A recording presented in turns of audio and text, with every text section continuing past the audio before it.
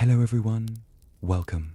Tonight we dive deep into the dreams of the gods and some of the ancient sleep rituals. Just maybe you can use one of them to help you sleep.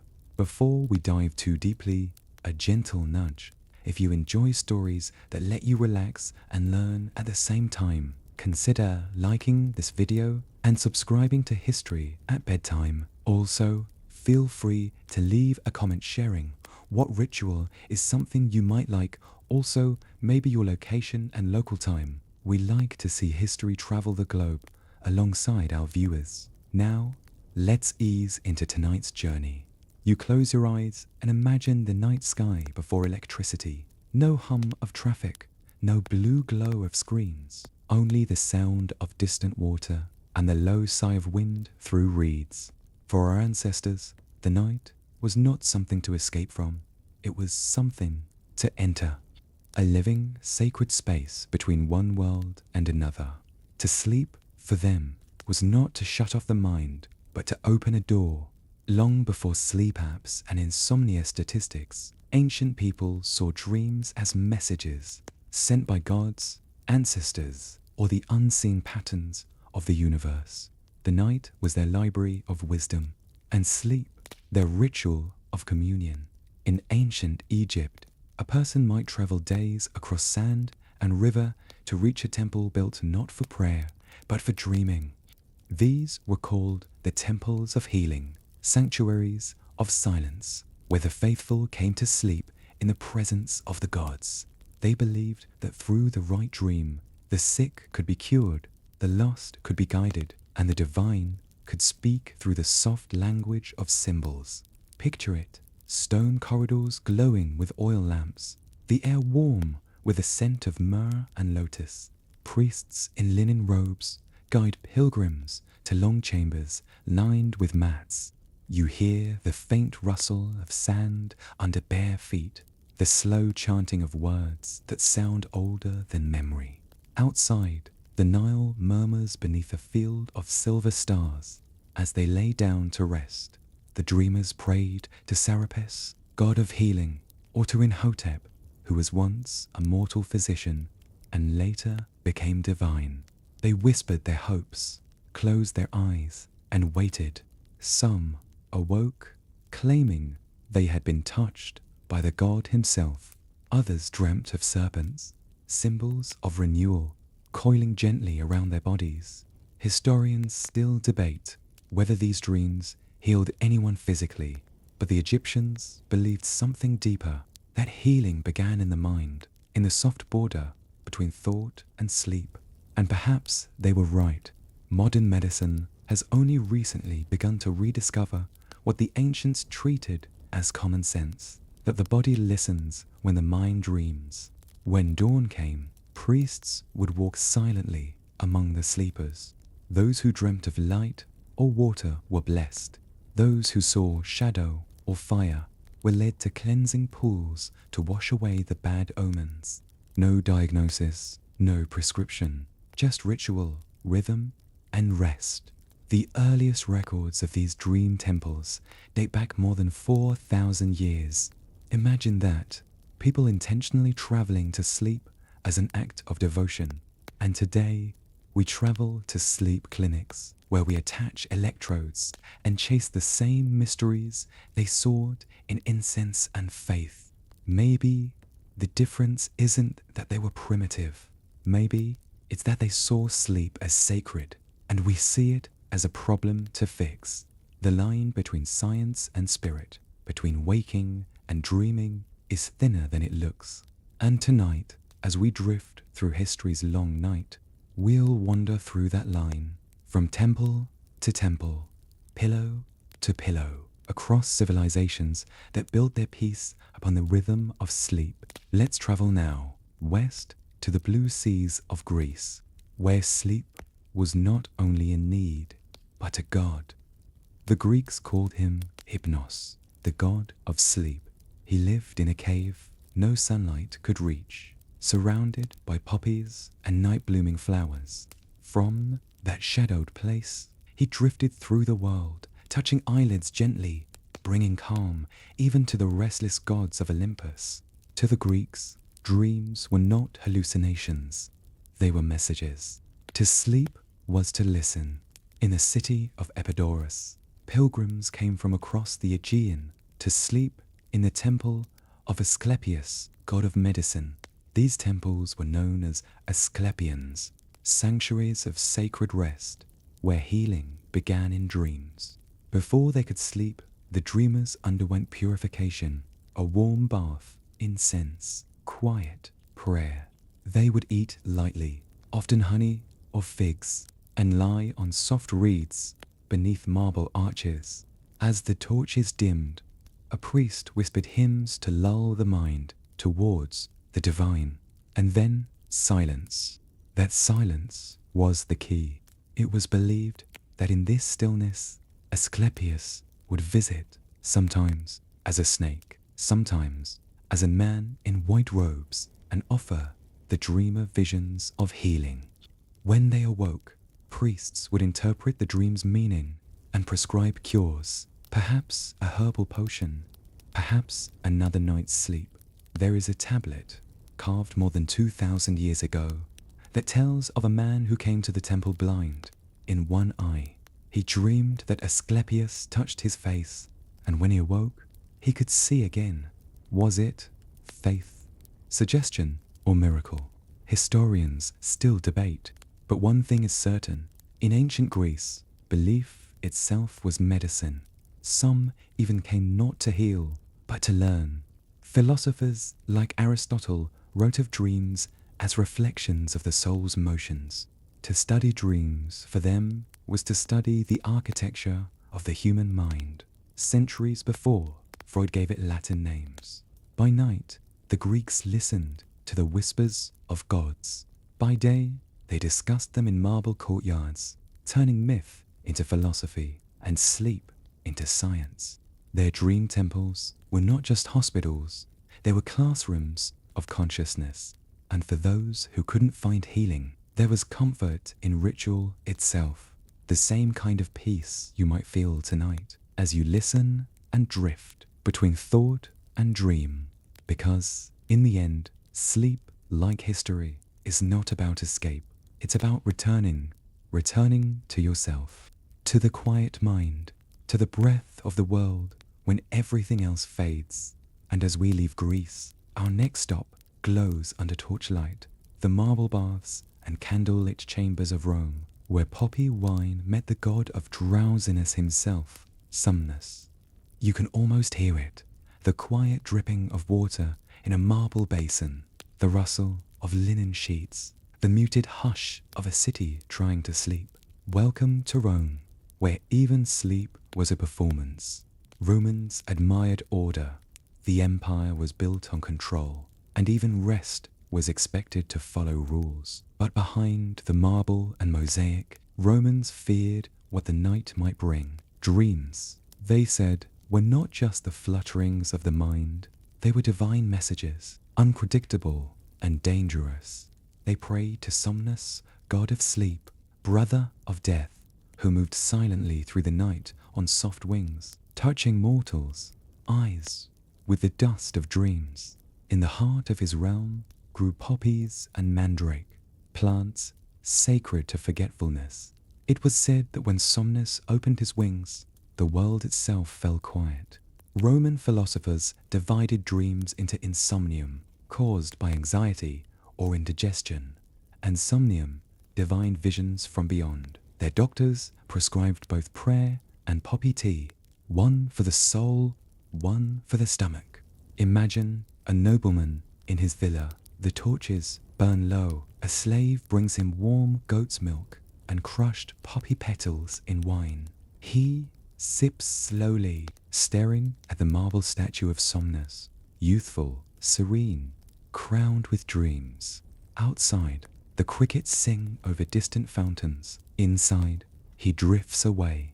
For Romans, sleep was luxury and status. Bedrooms or cubicula were decorated with paintings of soft clouds, nymphs, and winged boys carrying roses. The rich measured their rest as carefully as their wealth. It was common for a nobleman to have servants trained to wake him gently, never by noise, but by whisper, by scent, or by the gradual uncovering of sunlight through silk curtains. And yet, beneath the elegance, Rome shared the same fear that haunted every empire. What happens when control fades? In Roman myth, Somnus lived at the edge of the world, near the river Lethe, the river of forgetfulness. He slept in a dark cave where no rooster ever crowed, and no sunbeam entered around him. Dreams floated like ghosts, some beautiful, some terrifying. From there, he sent them to kings and commoners alike. Even the Emperor Augustus was said to rise in the night, frightened by dreams of falling stars. An omen, they said, of Rome's fate. But not all dreams were dark. Some, the Romans believed, were gifts, glimpses of destiny. Cicero once wrote, "No man should scorn his dreams, for through them the gods speak softly." Perhaps that's what made Rome so human. For all their marble, they too feared the dark, and yet found meaning in its silence. Their sleep rituals were deeply sensory. Lavender oils rubbed into the temples, warm baths before bed, prayers whispered to the Lares, household spirits who guarded their dreams. They believed that if the house slept in harmony, the family's fortune would prosper. Even in the baths, those social temples of the body, there was a cooling chamber reserved for post-bathing naps. Scholars claim it's one of the earliest examples of collective relaxation therapy. But here's a stranger fact. Roman soldiers often took battle naps during long campaigns, claiming that short dreams before combat brought them clarity and courage. Modern psychologists would call that visualization. The Romans called it communion with Mars. As Rome's nights glowed under lamplight, the empire expanded, and so did its ideas about the soul. Dreams, once sacred, became philosophical puzzles. Were they divine whispers or tricks of digestion? Philosophers like Seneca argued that the wise man's sleep should be guiltless and steady, for a calm conscience was the best pillow. And yet, for all their wisdom, even the philosophers turned to the old remedies: the warm drink, the soft bed, the prayer to Somnus. Because, in the end, everyone, emperor or slave, had to surrender to the same darkness. As we leave Rome, the sound of the fountains fades, replaced by something older, quieter, and more balanced, the hum of the East, where sleep was not surrender, but alignment. The night in the East is slower, softer. If Rome's sleep was about comfort and control, India's was about harmony, the invisible rhythm between breath, void, and cosmos. In ancient India, sleep was known as Nidra, a goddess herself, neither punishment nor laziness, but a sacred cycle of restoration. The texts of Ayurveda described it as one of the 3 pillars of life, along with food and self-discipline. To neglect sleep was to dishonor the balance of creation. It's said that when the god Vishnu dreams, the universe itself unfolds, galaxies bloom and dissolve with each breath he takes upon his cosmic serpent, floating in endless night. Sleep was not escape. It was creation in motion. Ayurvedic physicians treated insomnia not with sedatives, but with ritual: a bowl of warm sesame oil massaged into the scalp, a cup of spiced milk, slow breathing, quiet prayer. They believed that the mind could not rest unless the heart was light, so they told their patients to forgive others before lying down. Some temples even kept dream gardens, enclosed courtyards where scent, sound, and temperature were carefully tuned for meditation and sleep. Imagine lying there, the air heavy with jasmine, the murmur of fountains like slow rain, the moon caught in the leaves of a banyan tree. Across the Himalayas, in ancient China, sleep was not just bodily rest, it was kiss in stillness. They believed that during sleep, the body's energy, the qi, retreated inward to repair the organs and harmonize spirit with nature. A restless night meant the soul had wandered too far. Chinese physicians taught sleeping direction. One should rest with the head toward the north, aligning the body with the magnetic flow of the earth. Modern scientists might smile, but studies today do show the subtle effect of magnetic fields on human biology. Perhaps the ancients sensed something we forgot to measure. In Taoist philosophy, dreams were portals, journeys through the inner cosmos.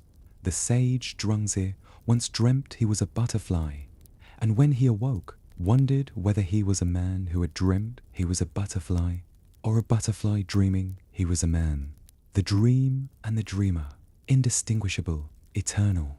At night, Chinese poets described the moon as a mirror of the mind. They believed clear sleep came from clear thought. So, before bed, they would write poems to empty their hearts. Even emperors followed this practice. The Tang dynasty's great rulers were known to meditate before sleep, visualizing moonlight filling the body, a spiritual cleansing before surrendering to rest. They had their own sleep tonics too, infusions of ginseng chrysanthemum or lotus seed to cool the heart. And in the quiet courtyards of scholars, one might find sleeping pillows made not of feathers, but of smooth jade, said to cool the spirit and sharpen the dream. Meanwhile, Buddhist monks treated dreams as teachers. In their meditation halls, they practiced lucid sleep, awareness even in rest, a discipline so precise that some could meditate through the night without breaking consciousness. Historians still debate whether this was sleep or something else entirely, but the goal was not escape, it was awakening, because to the sages of India and China, sleep was never absence, it was transformation. Each night, the self dissolved and was remade anew. You lie now somewhere between their worlds, halfway between incense and moonlight, between the whisper of the Ganges and the bamboo wind of the east. The ancients would say, this is the perfect place to dream. From here, our journey will turn once more toward the birthplace of written nightmares, the dusty libraries and sacred ziggurats of Mesopotamia, where kings feared the messages that came when the stars went out. The night deepens, and our path turns toward the cradle of civilization, ancient Mesopotamia, where the rivers Tigris and Euphrates carved their way through dust and divinity. Here, in a land of ziggurats and stars, sleep was never private. It was public, sacred, and recorded. Dreams were not secrets whispered to a pillow. They were messages from the gods, to be interpreted by priests and kings. The Mesopotamians were the first to write down their dreams. On clay tablets, still preserved in museum vaults, you can read the earliest known dream diaries. They are crude and careful, etched in cuneiform, describing visions of beasts, storms, and shining figures descending from the sky. The Epic of Gilgamesh, one of the oldest stories ever told, begins and ends with dreams. In one, Gilgamesh dreams of a meteor crashing from heaven. His mother interprets it as a sign a companion will soon come to him, and so appears Enkidu, wild man of the plains, his destiny intertwined. For these ancient dreamers, the night was not symbolic, it was strategic. Kings would not go to battle, sign treaties, or crown heirs without consulting their dream interpreters. The Barayu, priestly scholars trained to decode divine language. Imagine it, a Babylonian ruler lying awake in a palace chamber. The air is thick with incense. Outside, torches flicker. He has dreamt of blood in the river. By morning, the temple priests gather around the clay tablet on which the dream is written. They consult the Book of Dreams, an ancient encyclopedia of omens. Blood, says the tablet, is the warning of defeat. The king postpones war. The world shifts quietly on a dream. In another story, an Assyrian queen dreams of the moon falling into her lap, a sign of triumph. She wakes smiling and orders a feast before dawn. Scholars today marvel at these records. They show that 5,000 years ago, humans already saw the subconscious as a place of revelation and danger. Dreams were both prophecy and diagnosis. A restless night meant imbalance between the divine and mortal realms. Archaeologists have found tablets describing sleep rituals before important decisions. A priest would wash his hands, light a lamp, and chant the name of the god he wished to hear from. Then, lying down on sacred linen, he would ask, "Let the god speak to me in a dream." If the god appeared, the message was divine. If not, it was said the sleeper's soul had wandered too far. There's something poetic in that even then we blamed distance, not disbelief, for silence. The Babylonians believed each dreamer had two selves, one waking, one traveling. When you dreamed, your spirit left your body and journeyed through the heavens, where it could speak to ancestors, gods, and cosmic beings. Modern neuroscience describes dreams as the brain's housekeeping. The Babylonians would have smiled at that. To them, dreams weren't clutter. They were correspondence. Even nightmares had meaning. A dream of falling meant divine disapproval. A snake meant secret betrayal. A flood meant new beginnings. They recorded thousands of symbols, and yet, sometimes the priests confessed the gods speak in riddles. Historians still debate whether their dream books were superstition or the first attempt at psychology. But as the candles flickered across clay and stone, people found comfort in one thing, that the gods still cared enough to whisper. And so, night after night, Mesopotamia slept beneath its golden stars, eyes closed, souls wandering, believing that somewhere in dream, heaven and earth met halfway. And perhaps, in a way, they did. Now, let's drift further west, across ocean and jungle, into another world entirely, a land of obsidian mirrors, jaguar priests, and sleeping gods of the sun, a civilization that believed dreams were not illusions, but journeys. Imagine you're in the heart of an ancient city. The air is warm and wet, carrying the scent of rain and smoke. In the distance, a temple rises, carved with serpents, its steps glistening with dew. This is the world of the Maya and the Aztec, civilizations where dreams were real travels, not private illusions. To dream, they said, was to leave the body and walk among spirits. The Aztecs called the dream world Mictlan, the place of the dead, not a place of punishment, but of wisdom. Their priests were called dreamwalkers, trained to cross the veil each night to seek omens for the emperor and the city. Before sleep, they burned copal resin, a sweet, smoky incense meant to open the soul. Then they lay on woven mats, facing east, toward the sunrise that symbolized rebirth. When they dreamed, they claimed to meet gods, ancestors, and even cosmic animals that guided them. A jaguar might warn of war. A hummingbird could promise love or peace. A serpent, shedding its skin, meant transformation. These visions shaped entire nations. The Emperor Montezuma was said to change policy based on a single dream. One night, he saw a burning star fall to earth, an omen that strangers from across the sea were coming. Not long after, the ships of Hernan Cortés appeared on the horizon. Even earlier, the Maya built their cities with astronomical precision, aligning temples not just to the stars, but to cycles of time, sleep, and dream. They believed human consciousness was a reflection of the cosmos, that the soul could travel the same paths as the planets. Their glyphs show figures lying in repose, dream to speech curling from their lips, lines of smoke, symbols of dialogue with gods. To the Maya, a dream was not private thought. It was public communication between heaven and earth.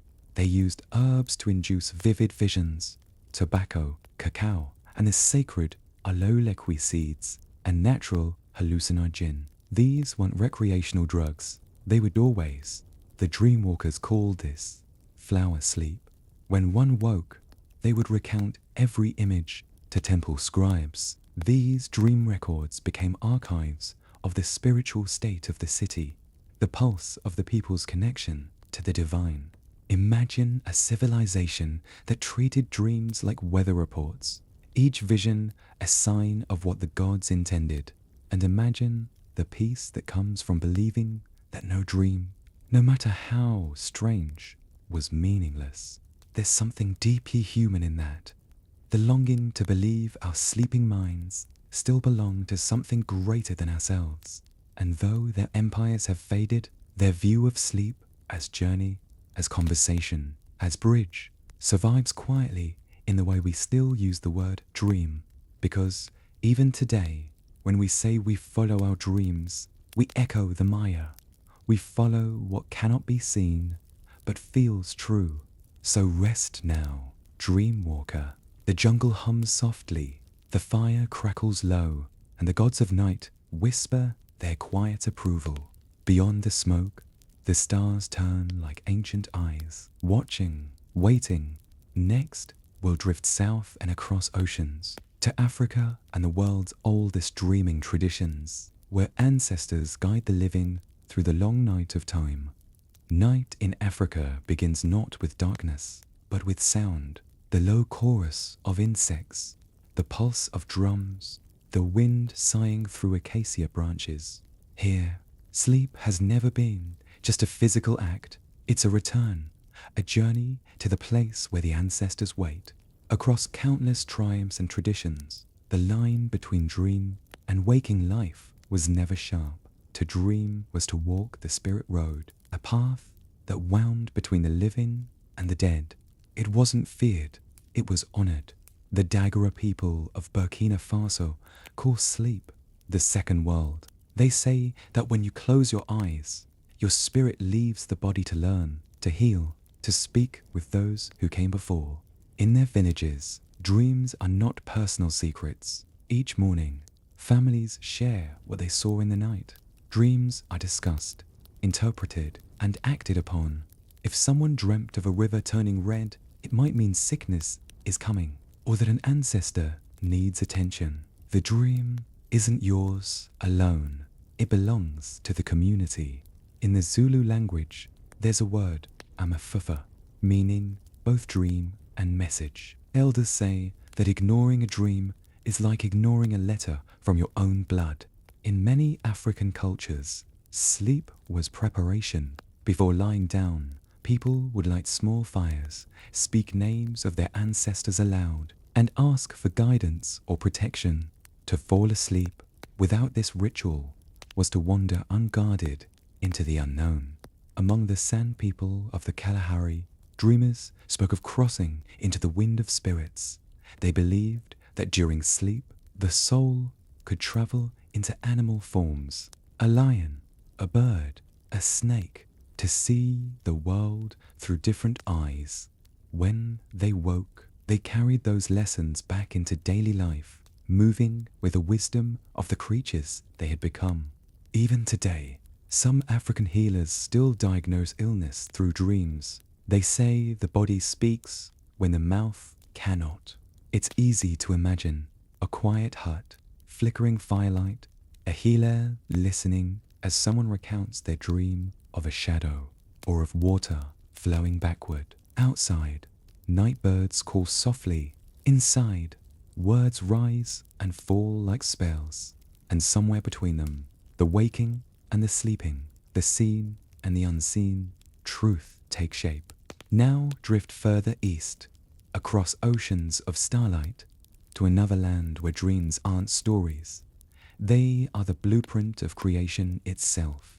In the vast deserts and coastlines of Australia, the Aboriginal people call it the dreaming, or more precisely, dream time.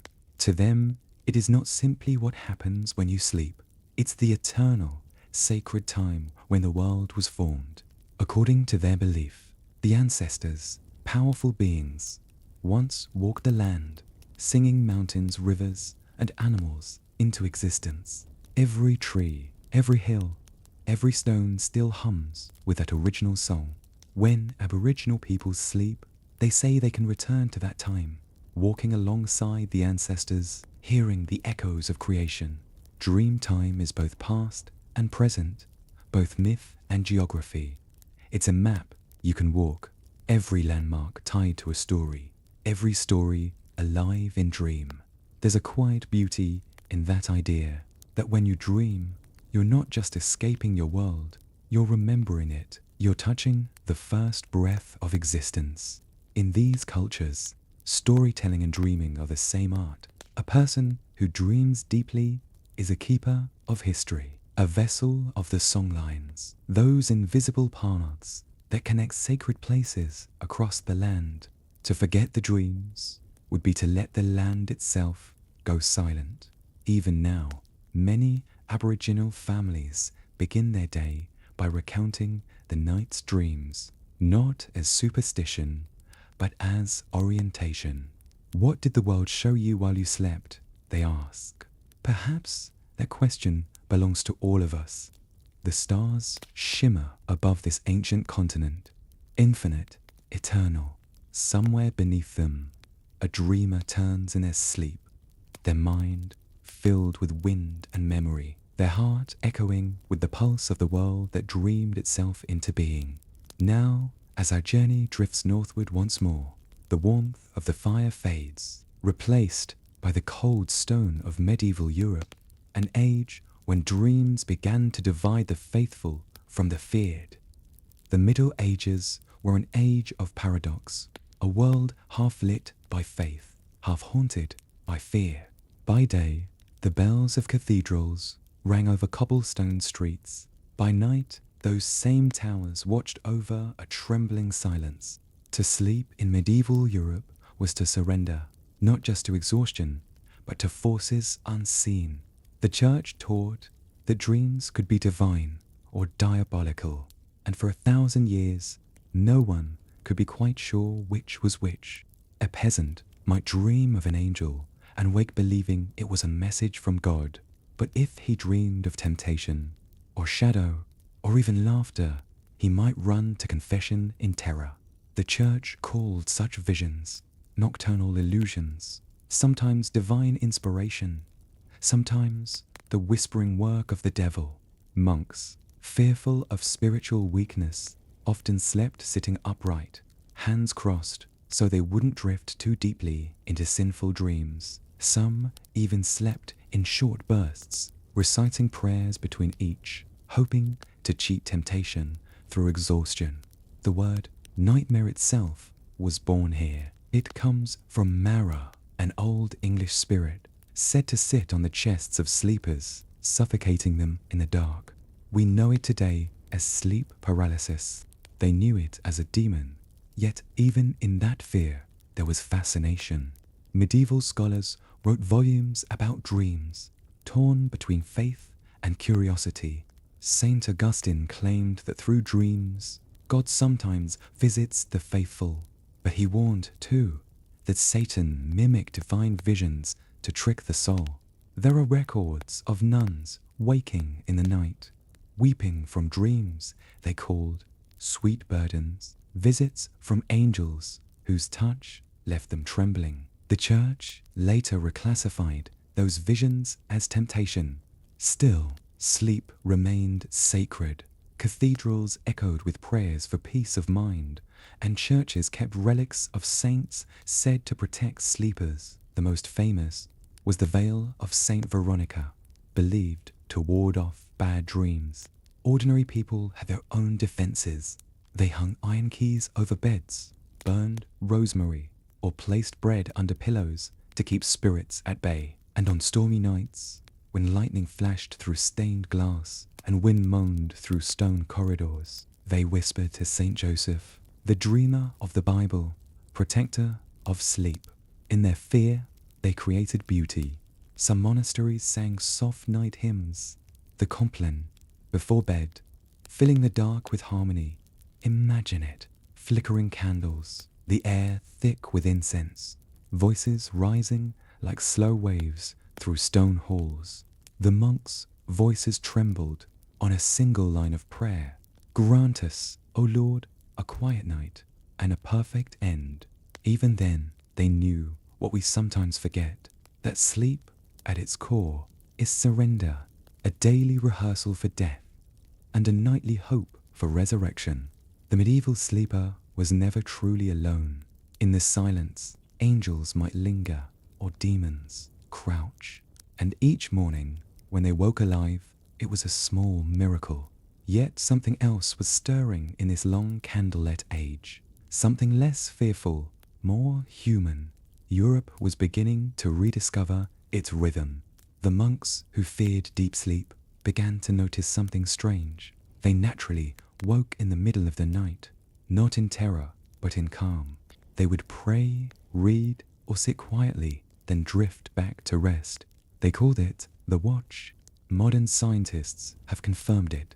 For centuries, humans slept in two shifts. First, sleep, then a period of wakefulness, then second sleep. It wasn't insomnia, it was natural, a time for reflection, prayer, or gentle conversation.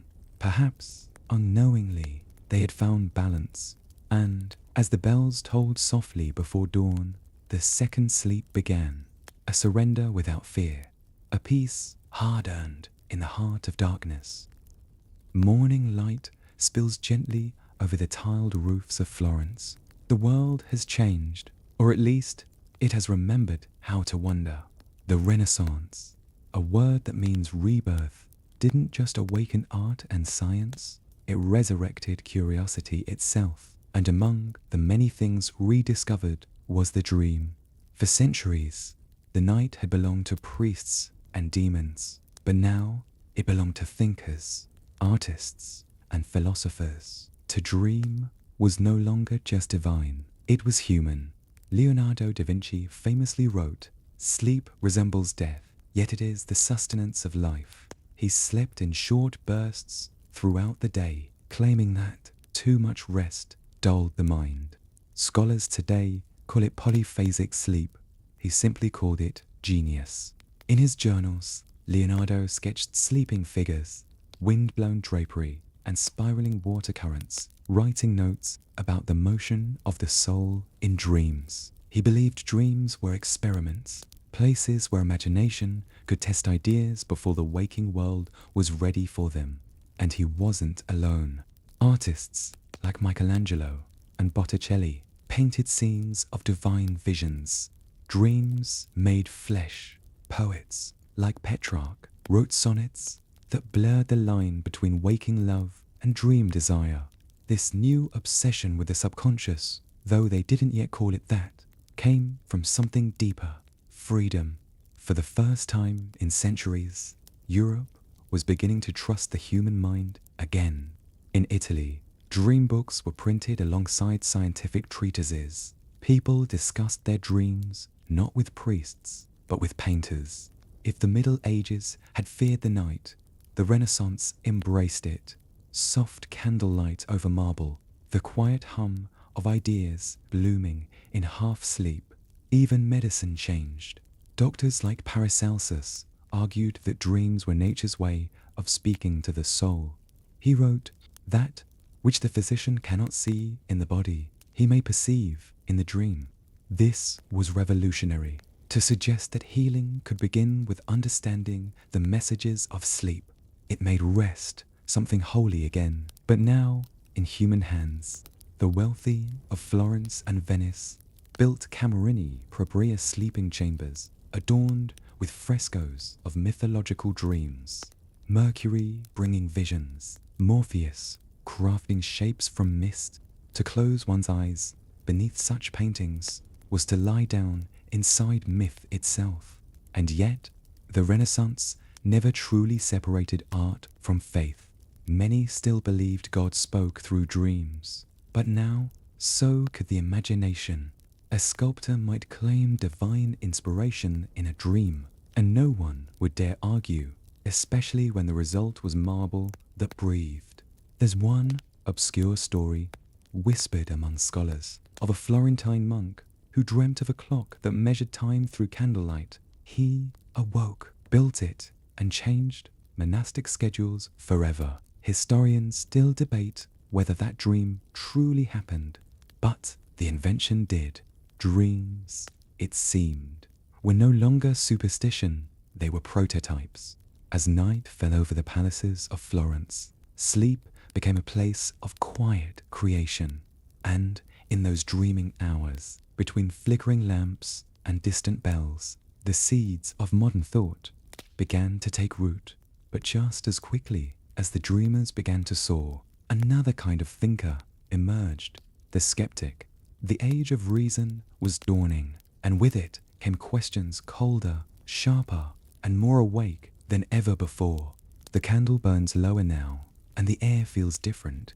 Gone are the velvet nights of Florence. In their place, the bright salons of Paris, the ink-stained desks of London, and the ticking of the first mechanical clocks. This was the Enlightenment, the century when humans decided that mystery should answer to reason. Even dreams, once divine, now faced dissection. Philosophers like René Descartes began asking, what if everything we believe while awake is just another dream? He famously declared, I think, therefore I am. But in his journals, he admitted that a series of strange dreams inspired his philosophy of rationalism. The irony is delicious. Reason itself may have been born from a dream. As Europe obsessed over science and measurement, sleep became a subject of study, not reverence. Doctors started to record the body's nightly rhythms, pulse, temperature, breath. They spoke of sleep in terms of nerves, not souls. Still, something human refused to let go. Voltaire joked that sleep was the best conversation with God we have each day, though he meant it sarcastically. Yet, in their private letters, even the skeptics admitted that dreams could reveal truths logic could not. In the 1700s, the first sleep manuals appeared, guides to health and proper repose. They recommended a firm mattress, cool air, and consistency. Sleep hygiene was born long before modern psychologists coined the term. And with the rise of the clock came a quiet tragedy. Time itself became a tyrant. Where once night flowed naturally, two sleeps divided by a watchful hour. The industrial world demanded efficiency. The factory bell replaced the monastery bell. Sleep was shortened, standardized, and eventually commercialized. The Enlightenment gave us electricity, progress, and machines, but it also gave us insomnia. For the first time, humans began to work through the night, severing our rhythm from the stars. Yet even then, dreams found a way to persist. In 1816, a young woman named Mary Shelley dreamt of a scientist who reanimated the dead. She awoke, wrote Frankenstein, and unknowingly invented science fiction. One dream, and humanity would forever question what it means to create life. The Enlightenment had taught us how to measure everything except the soul, and perhaps, in some way, the dream became our rebellion against that. Even as telescopes mapped the heavens and microscopes peered into the cell, sleep remained the one mystery that science couldn't fully illuminate.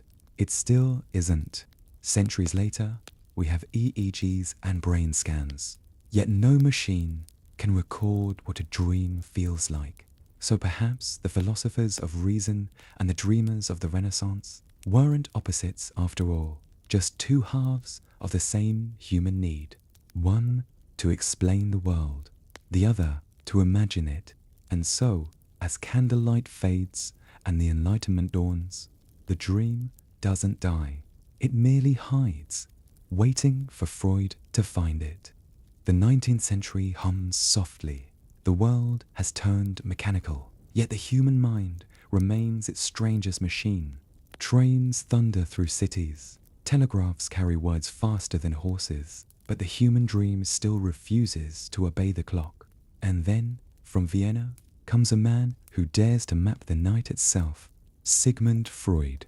In 1899, Freud publishes The Interpretation of Dreams, a book so strange and scandalous that even his friends warned him it would ruin his career. He wrote that dreams weren't divine, nor random, but the language of desire. To him, every dream was a confession, coded in metaphor. He believed that the mind had layers, like an ancient city buried beneath its own ruins. Above, the modern streets, our waking life. Below, the shadows, our unspoken wants, our repressed fears, our childhood echoes.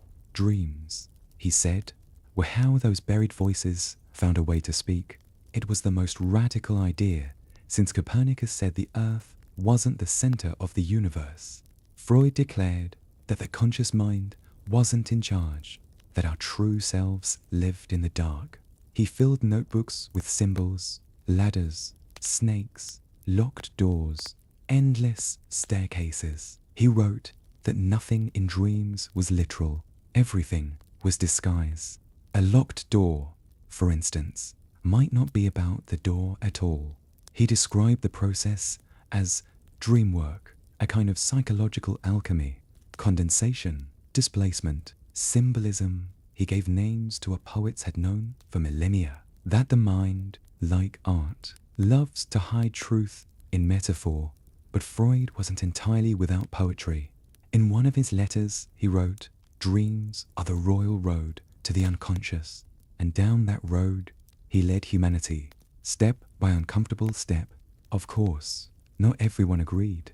Many thought his theories were indecent, reducing dreams to wish fulfillment or anxiety. Yet his ideas spread like wildfire, especially in a century about to be torn apart by war. By the early 1900s, dream analysis had become a cultural obsession. Aristocrats, artists, and authors crowded Freud's Vienna apartment, confessing their dreams to the quiet man with a beard and cigar. He listened, he scribbled, and he turned the private act of sleeping into the public science of the psyche. One of his most famous patients, a woman he called Dora, dreamt of being trapped in a burning house. Freud suggested it wasn't the house that mattered, but what she feared losing. Dreams, he said, always hid their meaning in plain sight. It was daring, scandalous, and deeply human. Freud had taken what religion called prophecy and what science called nonsense and declared it a mirror. For centuries, people sought the gods in their dreams. Freud told them to seek themselves. He may not have been right about everything, but he changed everything nonetheless. Because from that moment on, the dream became personal, and though many called him a heretic, he opened a door that could never again be closed. Beyond it waited Jung, his student, his rival, his dream's next evolution. Carl Jung looked at Freud's theories and saw something missing. Yes, he said, dreams come from the unconscious, but not just yours, they come from ours. Jung called it the collective unconscious, a deep well of memory and myth shared by all humans. In his dreams, he said, he met figures older than history, warriors, mothers, tricksters, kings. He named them archetypes, patterns of the soul that repeat through every age, every culture. When you dream of flying, you touch the same symbol as an ancient shaman in Siberia. When you dream of falling, you echo the myths of Icarus and Lucifer. To Jung, dreams were not just messages from the self, but from the entire human story. He called the dream a mirror of the soul, one that could guide you toward what he named individuation, the lifelong process of becoming whole.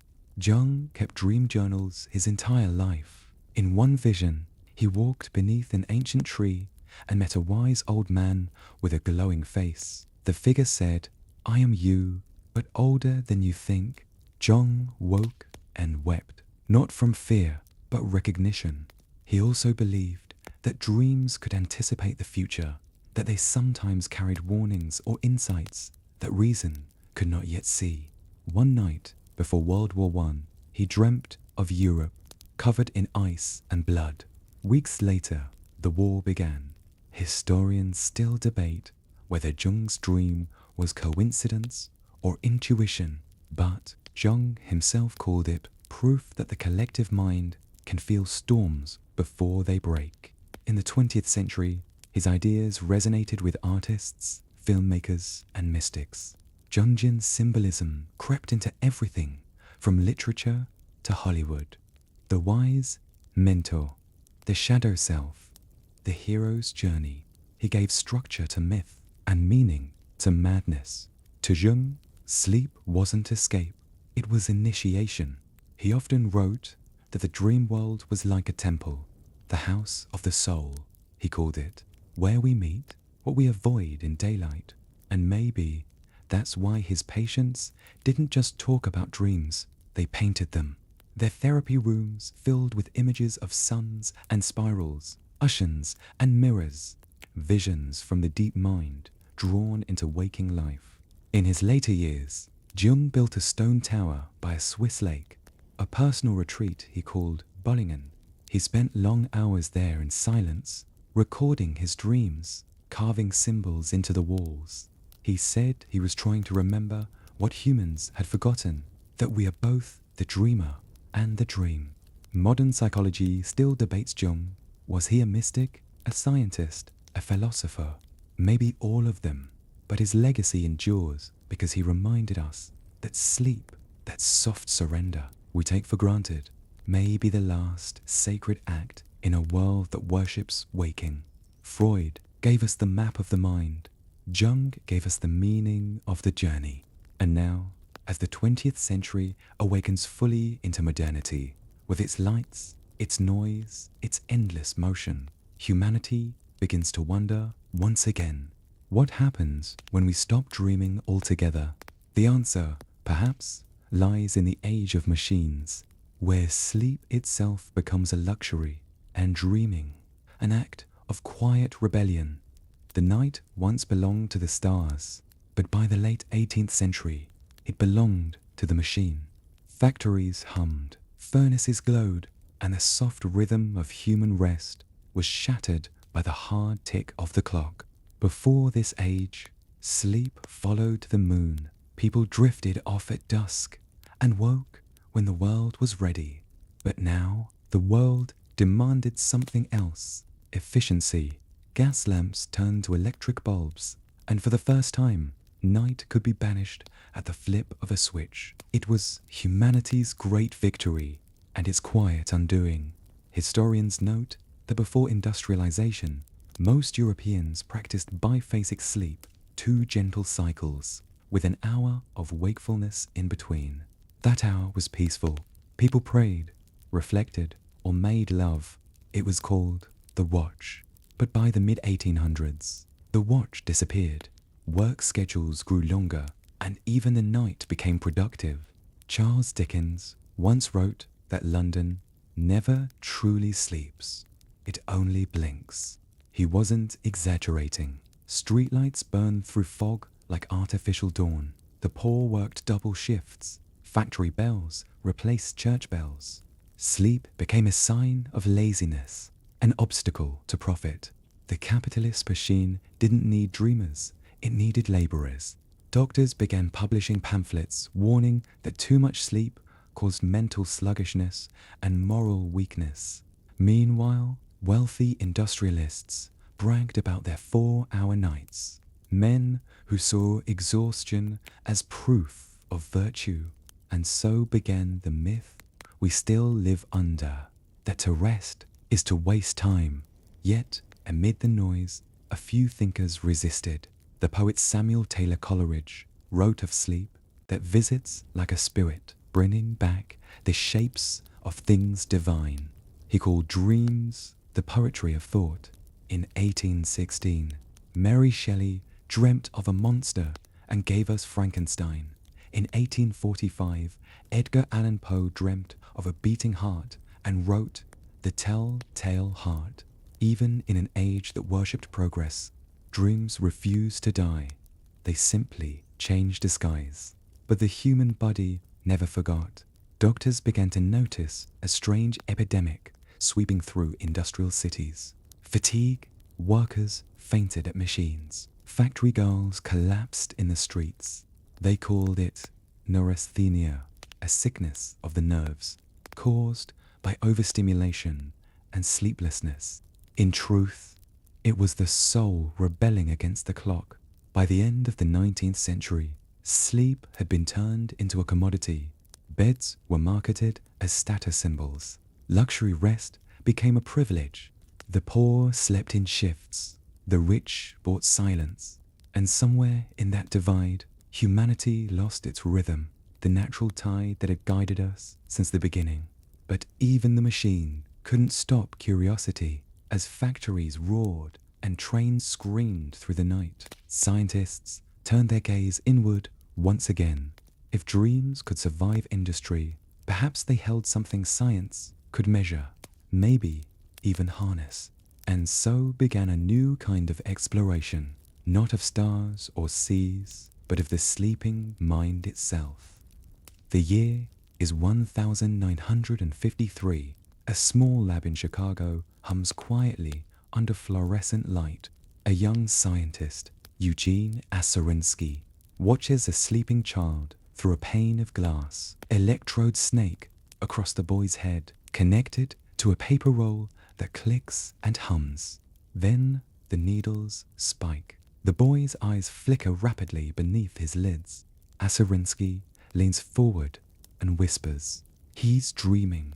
It's the first recorded discovery of REM sleep, rapid eye movement, the stage where dreams take place.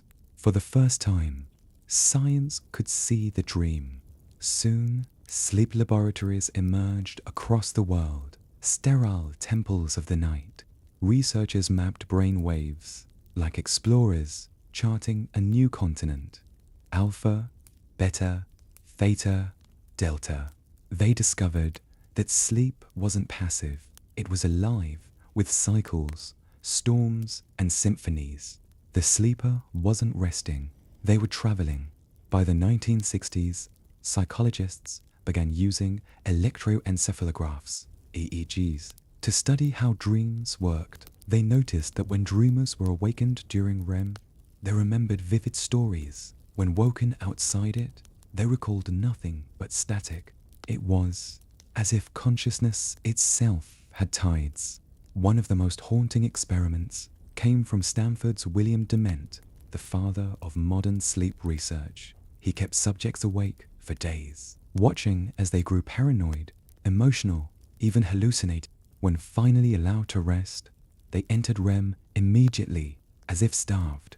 The body, it seemed, would sacrifice everything except dreaming.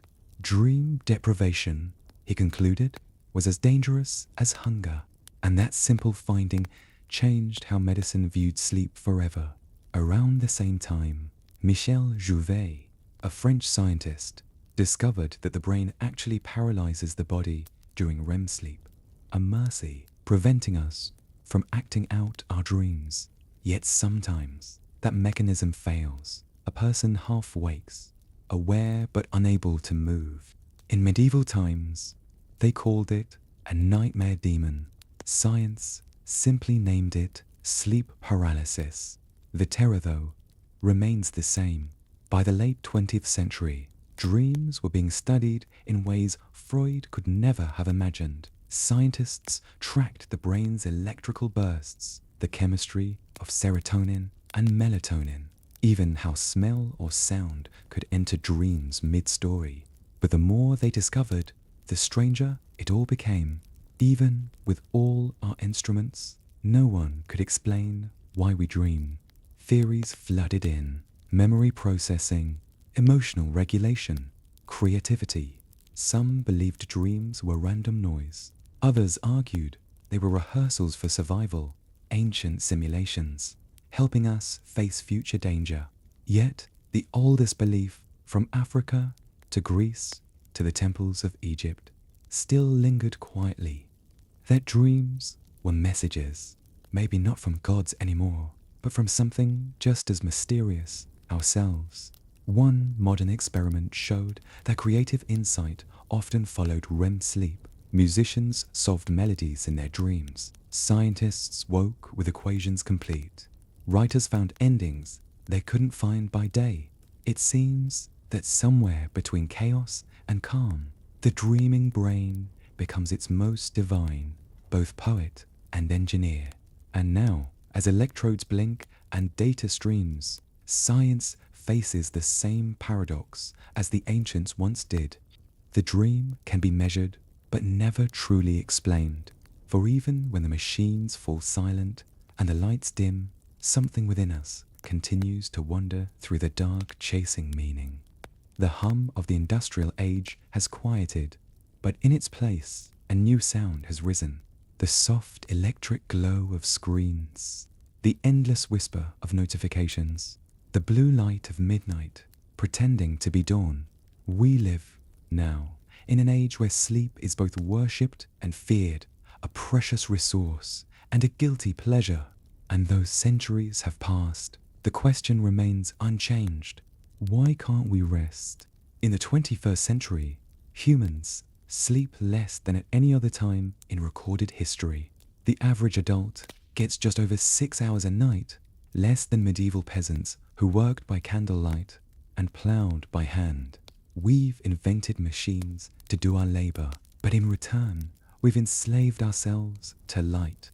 Neuroscientists say our circadian rhythms, the ancient dance between sunlight and darkness, are breaking down. Phones, laptops, and smart devices flood our eyes with artificial daylight long after the stars rise. The hormone melatonin, our natural signal for sleep, is suppressed by that blue glow. It's as if the sky itself never sets anymore. We've traded the night for connection and the dream for distraction. In a way, it's poetic. Humanity has conquered every frontier but the one within. We can reach Mars, but not our own REM. A study by the CDC calls sleep deprivation a public health epidemic. It's linked to heart disease, obesity, depression, and cognitive decline. And yet, in the modern workplace, sleeplessness is still a badge of honor. Executives brag about 5-hour nights. Students boast about all-nighters. And social media glorifies the grind. We've turned exhaustion into a currency. Even our language betrays us. I'll sleep when I'm dead. We joke, as though death is an achievement. But there's a quiet rebellion stirring. Sleep scientists like Matthew Walker, author of Why We Sleep, are calling rest the single greatest performance enhancer in the world. Not caffeine, not willpower. Sleep. He warns that chronic sleep loss destroys empathy, weakens memory, and even distorts moral judgment. We become less human when we stop dreaming. It's a strange irony. The ancients saw sleep as sacred, a bridge to the divine. We see it as an inconvenience, a thing to be managed, optimized, tracked by apps and wristbands. There's an entire economy now devoted to sleep, from supplements and smart beds to sleep podcasts and digital lullabies. Even insomnia has become monetized. And yet, for all our technology, we remain restless. Perhaps the machines haven't stolen our dreams. Perhaps we gave them away. Still, the story of sleep isn't over, because quietly, in labs and bedrooms and lucid minds across the world, a new frontier is emerging, one that seeks not to kill the dream, but to control it. What if you could step inside your own dream and know it? What if you could walk through it, change it, command it?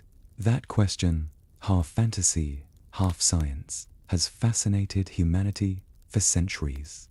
But today, it's no longer myth, it's measurable. We call it lucid dreaming. Lucid dreaming happens when the brain realizes it's dreaming, when awareness flickers awake inside the illusion. In that moment, the dreamer becomes both author and character. You can fly, create worlds, meet lost loved ones, or confront fears, all while knowing it isn't real. Buddhist monks practiced similar states through meditation as early as the 8th century. In Tibet, it was called dream yoga. Monks trained themselves to stay conscious while dreaming, using the state as a gateway to enlightenment. They believed that if you could master your dream, you could master your mind. Centuries later, Western science caught up. In the 1980s, researcher Keith Hearn recorded eye movements from a lucid dreamer in real time, the first physical proof that awareness can exist during sleep. It was, quite literally, consciousness caught in the act. Since then, lucid dreaming has gone from mystical curiosity to psychological tool. Therapists use it to treat nightmares, anxiety, and PTSD. Patients learn to recognize dream triggers, a flickering light, an impossible object, and turn terror into control. Instead of running from monsters, they confront them, and the monsters disappear. But where there's power, there's temptation. Modern companies have begun experimenting with targeted dream incubation, using subtle sounds or scents during sleep to shape dream content. In one experiment, participants were exposed to a mint smell during learning, and later, during sleep, the same scent triggered memory recall. Other studies have used gentle audio cues to plant ideas or reinforce positive emotions. If that sounds like science fiction, you're not wrong. Dream advertising is already being tested. Brands have explored ways to insert imagery into our subconscious, a kind of marketing that skips consciousness altogether. Scientists warn that sleep, once sacred and private, could become the next frontier of influence. Imagine waking from a dream that wasn't entirely yours. It's the oldest myth reborn. Prometheus stealing fire from the gods, or maybe humanity trying to program the soul. Yet, amid all this, lucid dreaming remains one of the last genuinely mysterious human abilities, proof that the mind contains worlds of its own. Some report meeting entities or guides in lucid dreams, beings that seem aware, intelligent, and not entirely internal. Scientists call them hallucinations, mystics call them teachers, and somewhere between those definitions lies the truth. For as long as we sleep, we will dream. And as long as we dream, we'll wonder what or who dreams through us. The future hums quietly, not with wind or waves, but with data. Silicon replaces stars. The glow that once came from campfires now flickers from screens. And humanity, for all its progress, still chases what it once had effortlessly. A good night's sleep. We live in the first era where machines know more about our rest than we do. Smart watches track our REM cycles. Apps whisper rainfall to us through Bluetooth. Beds adjust to our body temperature, counting every toss and turn like silent doctors. Sleep has become data, a graph, a score out of 100. And yet, for all this measurement, many of us have never felt more exhausted. Technology promised to optimize rest. Instead, it dissected it. We now know what our ancestors never did, that every dream, every twitch, every pulse is a symphony of neurons firing through the night. Artificial intelligence models are even being trained to interpret dream content. In 2021, scientists in Kyoto used brain scans and AI to reconstruct simple dream images, crude shapes and colors like ghosts on a screen. It was the first time the private theater of the mind had been projected outward. Astonishing, terrifying. Imagine, the gods once spoke to us in dreams, and now machines can read them. Some futurists predict that within decades, AI will not only decode dreams, but store and replay them. Your memories of sleep, once foggy and fleeting, could become films, archived forever. The subconscious could be indexed, searchable, editable. It sounds impossible, yet no more so than the printing press once did. And so, the ancient act of dreaming, once sacred, once mystical, stands on the edge of something strange. Immortality. If machines can replay dreams, will we stop needing to imagine? If every image can be recorded, will we lose the art of forgetting? Sleep scientists already warn of the danger that by trying to control every aspect of rest, we risk severing it from what makes it healing. Surrender. For sleep is not a task to complete. It is an ancient language we must still learn to listen to. Perhaps one day, the future sleeper will not close their eyes at all. They'll simply upload their consciousness into simulated calm, digital sleep without dreams. A sterile silence, free from nightmares, but also from wonder. And maybe that's the tragedy in mastering sleep. We may forget why it mattered. For thousands of years, dreams were the soul's rebellion against reason.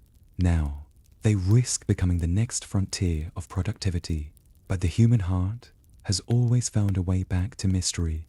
Even in a world ruled by light, there are those who still seek the dark. Not the kind that blinds, but the kind that heals. And that is where we turn now, to the rebirth of the sacred night. In the rush of technology, something quiet has been stirring, a rediscovery, a whisper from the past, calling humanity back to itself. Across the world, a movement has begun, small at first, like the flicker of a candle in a vast electric storm. People turning off their screens, walking beneath the stars, breathing again in rhythm with the dark. They call it digital Sabbath, slow living, the new night.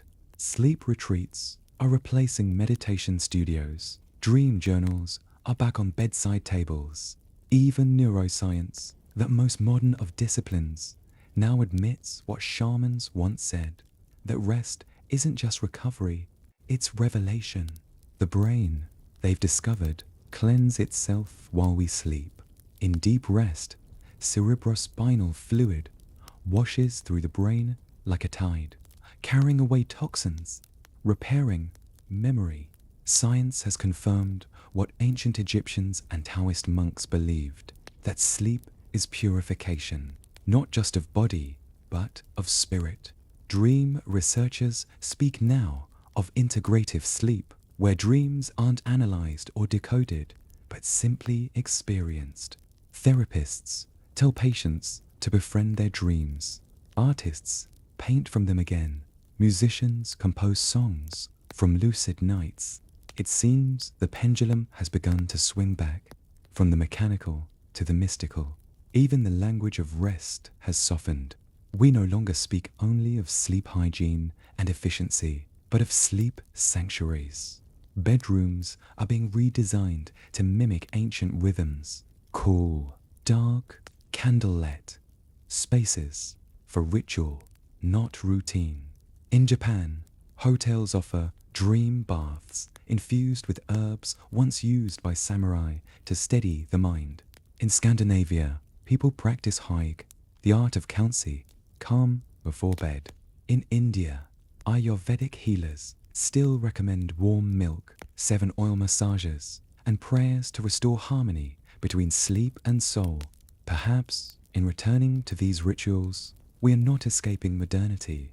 We are rescuing what it forgot, because for all our progress, humans have not evolved beyond the need for wonder. The same stars that watched over the Sumerians still burn above us tonight.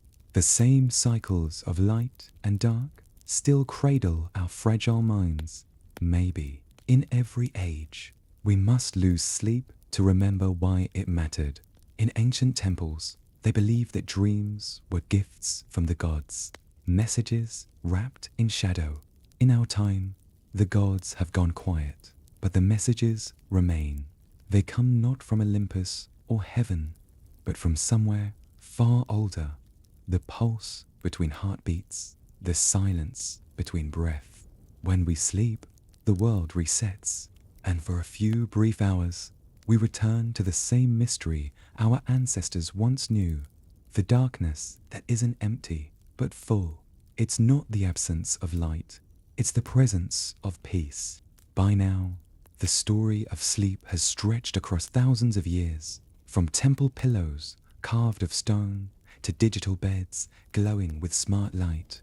And yet, beneath all the change, one truth hums steadily like a heartbeat. Sleep has never just been about rest, it's been about return. Every civilization, every age, has looked into the dark and seen something sacred. For the Egyptians, dreams were messages from the afterlife. For the Greeks, prophecy. For Freud, a cipher of the soul. For scientists, a neurological symphony. But strip it all away, the myths, the machines, the theories, and what remains is something beautifully simple. Sleep is the one place where the human mind meets its reflection and whispers, "You are not alone." Think of it. Every night, billions of people around the planet lie down and vanish into the same invisible sea. Their eyes flicker beneath closed lids, their hearts slow, and their brains hum with impossible images, different languages, different cultures, yet all dreaming the same dream, to be at peace. The poet John Keats once wrote, "A dream is the truest life." Perhaps he meant that in sleep, we're closest to what we really are, unguarded, unpolished, and vast. Even modern neuroscience, for all its skepticism, concedes that dreaming is vital for empathy and imagination. When you dream, the brain rehearses emotion, sorrow, joy, air, so that, by day, you can live them fully. In a way, we practice being human every night. And maybe that's why, despite everything we've built, we still crave the dark.